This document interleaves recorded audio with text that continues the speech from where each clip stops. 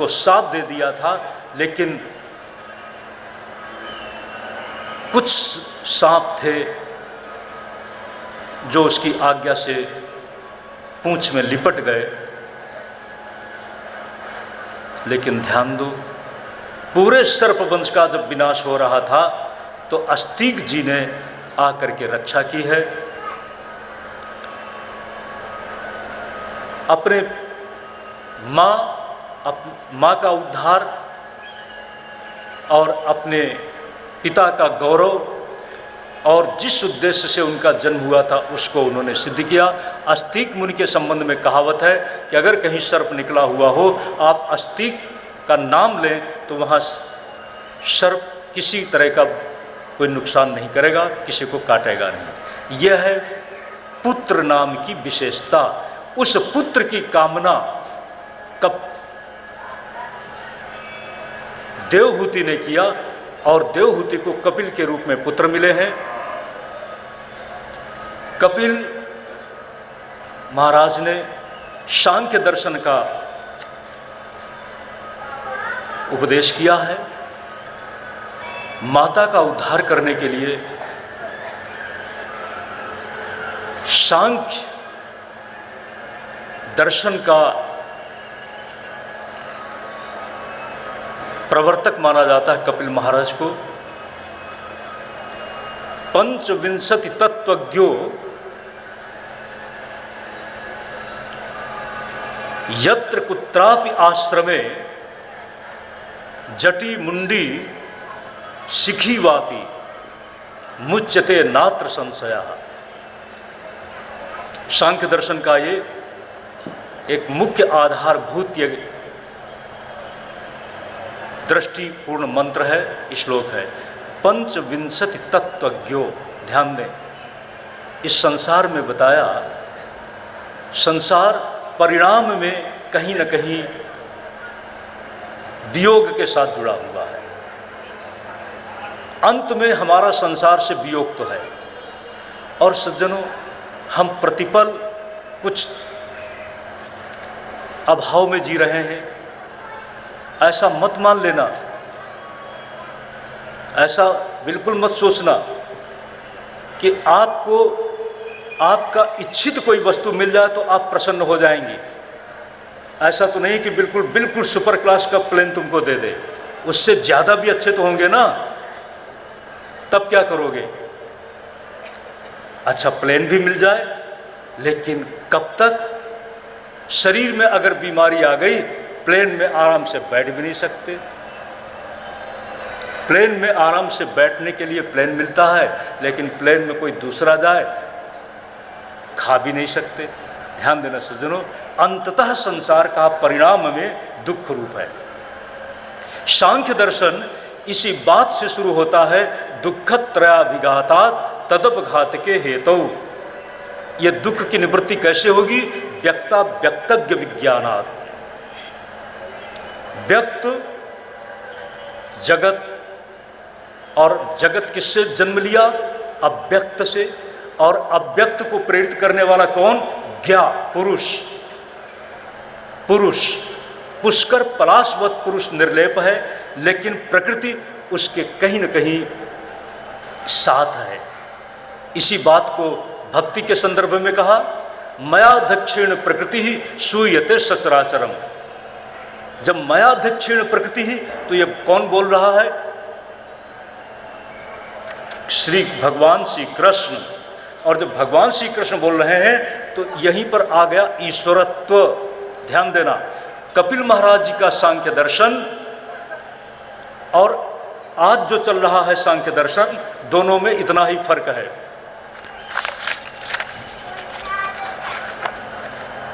कपिल महाराज का जो सांख्य दर्शन है उसमें ईश्वर है। और कपिल ने एक बाद में उपदेश किया है, आपको भी हम उपदेश कर दें थोड़ी देर के लिए। मैं मानता हूं आपको मैं अपनी पहचान करा दूं। सज्जनों, तुम्हारी शुरुआत कहां से हुई?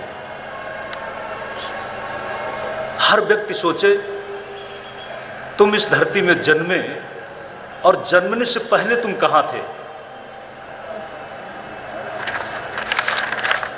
जन्मने से पहले तुम कहाँ थे? माँ के गर्भ में थे? माँ के गर्भ में थे तो माँ के गर्भ में तुम्हारा शुरुआत कहाँ से हुई? ध्यान दें, इस शरीर की शुरुआत हुई माँ के गर्भ में। प्रथम दिन, दूसरा दिन, तीसरा दिन, चौथा दिन माँ के गर्भ में जब मैं था, शुरू में इस शरीर के साथ तो बिल्कुल छोटा था, फिर धीरे धीरे बढ़ता चला गया और माँ के गर्भ में 7-8 महीने पूरा करने के साथ साथ इसमें जीव चेतना आई। जब जीव चेतना आई सज्जनों, तो कपिल महाराज ने कहा है जीव छटपटाता है। इस संसृत चक्र से क्या दुख मिलेगा, इस कल्पना से ही वह घबराता है। संसार में ईश्वर को भूल करके पुनरपि जननम पुनरपि मरणम, यही जो संसार चक्र में एक गति चली आ रही है मेरी, आज उसको गर्भ में याद करता है, निकलना चाहता है लेकिन फिर भी नहीं निकलने की इच्छा करता। माया कहीं फिर से मुझे घेर न ले। ध्यान दे सज्जनों, लेकिन जब गर्भ में आ चुका है तो संसार में उसको आना ही पड़ेगा। और जब संसार में आता है जन्म के साथ, ऐसा बताया है कि जब जन्म लेता है तो न मालूम माँ के गर्भ में मल मूत्र, आसपास छोटे छोटे कीड़े भी घूम रहे हैं और उन्हीं में छटपटाता है। और जब जन्म होने को होता है तब छटपटाता है। ध्यान दो, जब जन्म होने की स्थिति होती है तब छटपटाता है। लेकिन आज हम कह सकते हैं, आप लोग सोच सकते हैं कि आज तो माँ के पेट को चीर दिया जाता है, ऑपरेशन कर दिया जाता है, तब क्या होता होगा। बड़ी अच्छी बात है। आपको ऑपरेशन से डर लगता है कि नहीं लगता है? लगता है। आपके सामने गोली चले, गोली से आप निशाना नहीं बनाए जा रहे हैं, लेकिन आपको भय लगेगा कि नहीं? भय लगेगा, भय लगेगा।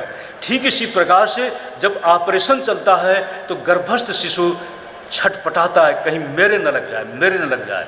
इसी समय वह अचेत सा हो जाता है, और अचेत सा हो जाता है तब वो जब जन्म लेता है, जैसे धरती में आता है, गर्भ से बाहर निकाला जाता है, तो अब पता नहीं, ये तो मेरा अनुभव है नहीं, लेकिन एक कल्पना मैं कर सकता हूँ।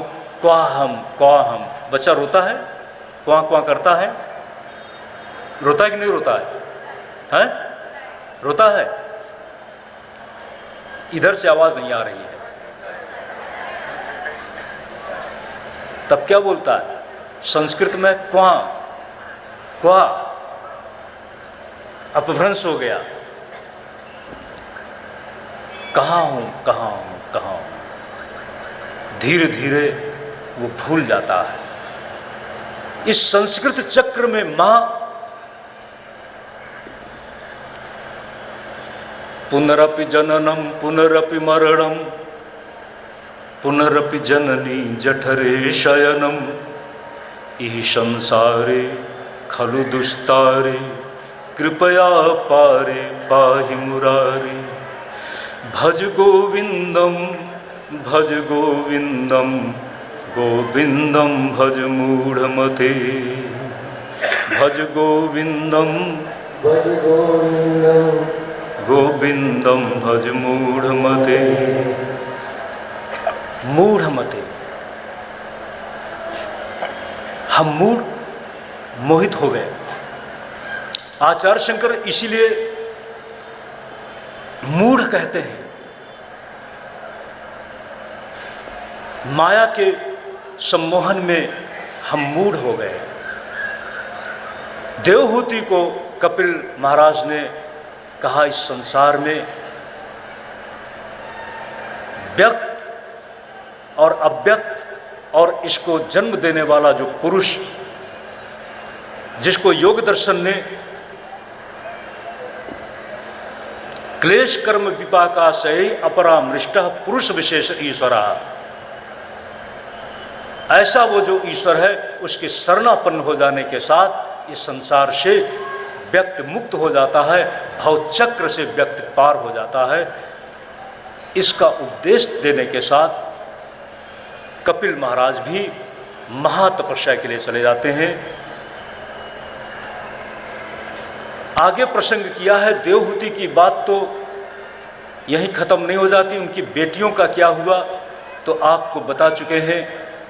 मरीचि, अत्रि, अंगिरा, वशिष्ठ, भृगु, क्रतु, ये जो ऋषि थे उनके साथ इनकी कन्याओं का विवाह होता है। मरीचि के साथ कला का, अत्रि के साथ अनुसुईया का, वशिष्ठ के साथ अरुंधति और अंगिरा के साथ श्रद्धा का, क्रतु के साथ क्रिया का, इस तरह से उनकी कन्याओं का विवाह होता है। और मरीचि और कला के संतान के विस्तार में कश्यप का जन्म हुआ है और कश्यप के साथ उधर जो मनुष्य शत्रुपा की दूसरी कन्या थी उसका नाम था प्रसूति। प्रसूति का विवाह हुआ है दक्ष के साथ और दक्ष से बहुत सी कन्याएं हुई हैं, 60 कन्याएं हुई हैं। उन 60 कन्याओं में से कुछ की विवेचना हम कल करेंगे। सती का प्रसंग आया है, सती का विवाह बाबा जी के साथ में हुआ है। बाबा जी के इस प्रसंग को आज हम बाबा जी को याद करते हुए कल ही उनका विवाह कराएंगे, क्योंकि विवाह होना चाहिए तो थोड़ी तैयारी से होना चाहिए। बाबा जी का विवाह भी बड़ा अटपटा है, तो क्योंकि जब भी कोई विवाह होता है तो घर भर देखा जाता है, घर न देखो तो कन्या रहेगी कहाँ अच्छी तरह से, इसलिए वर के साथ साथ घर भी देखा जाता है। और वर देखो वर न देखो तो घर बड़ा अच्छा हो वर अच्छा न हो तो बात बिगड़ जाएगी। यहाँ हमारे बाबा जी के विवाह के प्रसंग में बड़ी अटपटी बात है, घर भी समझ में नहीं आता और वर भी समझ में नहीं आता, दोनों समझ में नहीं आ रहे, लेकिन बात तो कुछ हो ही गई।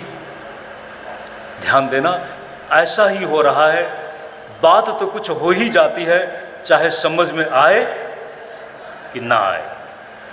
यही तो बाबा जी की महिमा है। ओम नमः शिवाय, ओम ओम नमः शिवाय। ओम